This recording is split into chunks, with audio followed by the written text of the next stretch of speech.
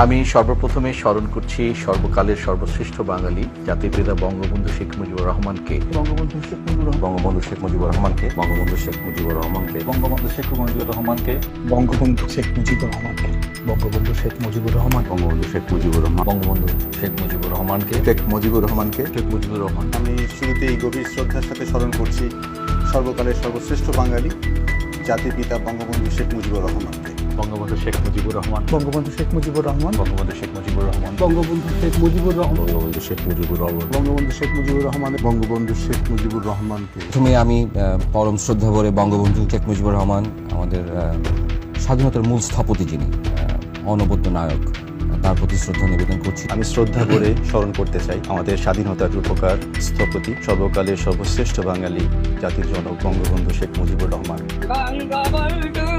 মরে নাই